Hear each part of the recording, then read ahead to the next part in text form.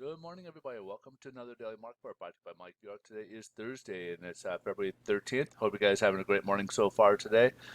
We got a couple items here on the economic calendar. We got the weekly jobless claims that we get every Thursday. Last week we had the report was showing 203,000 people applying for unemployment. Forecast was calling for uptick to 211,000, and it's slightly uptick to 205,000. So not much. It really does indicate the strength of our labor market at this time. So at this time, our labor market is pretty strong, and employers are really trying to hold on to their employees, which is obviously good news for everyone. Now we got some inflationary data, and that is the Consumer Price Index, or also the CPI, for the month of January. So in December, it was at 0.2% month-over-month increase. Forecast for January was calling for a month-over-month increase to 0.2%. It only went up 0.1%. However, if you look at its year-over-year basis, it went from 2.3% to 2.5%. So that was a pretty big jump there, that the year-over-year jumped. However, we got the core CPI, which is when we strip out the food and energy from this. Those are variables that we cannot control. So we remove those, and this is kind of more what the Fed will look at to gauge inflation. Uh, if you look at December, it went up 0.1%. The forecast will come for 2.2% going into January, and it did come in there right at forecast. However, its year over year remained unchanged at 2.3%. So the headline jumped up 0.2%, go figure, right? But the core went up, remained unchanged. So, anyways, that's pretty good news for the most part. But we are starting to see some things in there that are creeping up in terms of inflation, like obviously rents and healthcare costs, out-of-pocket expenses. CPI shows that the PCE report does not show.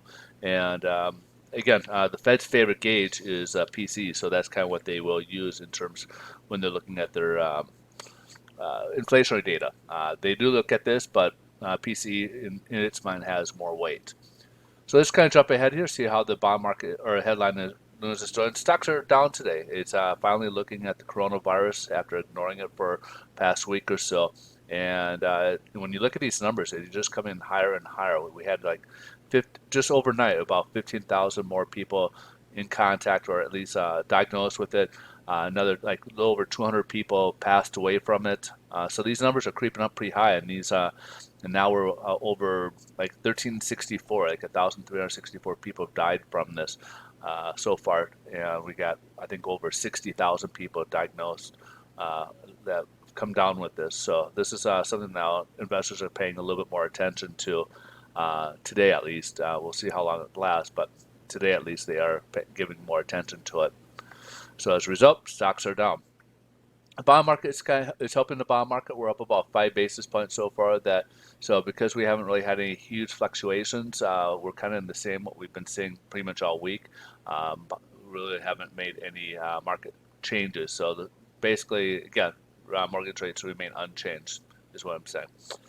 All right, and yields are they're up a little bit. They're up to 1 point, just a hair under 1.62. It's like 1.619, I think it is. And again, so we'll just round up to a 1.62 range is where we're located in terms of the yields.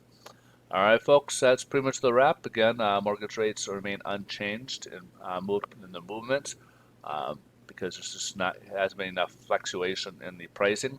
So that's sometimes a good sign. So if you're out there and you're floating, that's obviously a decent size, uh, decent for those in terms that you're not losing or hurting yourself with worsening pricing. So again, so to wrap up, you guys, if you guys are in California looking to buy or refinance, I'd love to hear from you guys. Please reach out. You can either direct message me or email me. Or you can see my information in the red on the screen. I do respond to both. However, email I do seem to get that quicker, and I can respond to that much quicker. All right, folks, you guys have a great rest of your day. Thanks for watching. We'll catch you in tomorrow's video. Bye bye.